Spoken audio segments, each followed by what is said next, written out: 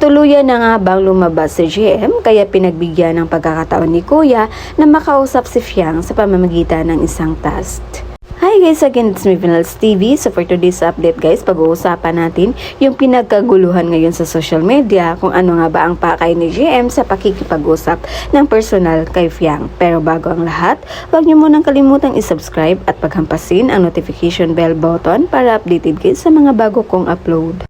Tuluyan na nga bang lumabas sa bahay ni Kuya si GM kaya binigyan ng pagkakataon ni Kuya na makausap si Fiang sa pamamagitan ng isang task na napagtagumpayan naman ni GM kaya may pagkakataon siya na makausap si Fiang.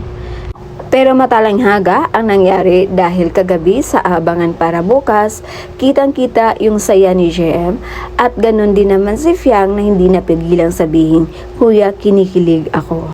Pero ang malaking katanungan ng taong bayan ngayon, kung magkaalaman na nga ba or tuluyan ang bigyan ni GM ng closure ang sa kanila ni Fiang dahil may sila na ni Jazz. Based din sa naging pahayag ni Jazz kagabi na stop thinking about us. Unahin niyo muna ang sa inyo ni Fiang.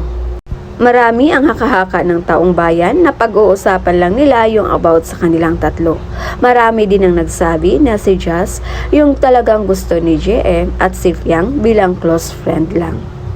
May mga iilan na nagsabi na pinapahalagahan lang ni GM yung friendship nila ni Fiang. Nag-worry kasi ito sa nangyari last week kaya need na kausapin ni GM si Fiang para masiguro na okay ito. Pero hindi magpapatalo ang fandom ng GM Fiang. Ayon pa sa kanila, closure as a friend, pero iba yung ngiti at saya ni GM nung makita si Fiang. Halata naman daw na sobrang kinilig si GM nung makita si Fiang. At nakikita daw nila umano na minsan nagsiselo si GM pag may nakatitig kay Fiang. So dapat abangan natin mamayang gabi kung ano ba talaga ang totoong pag-uusapan ni na Fiang at GM. So yun muna yung pa-update natin guys. And again, this is Vinals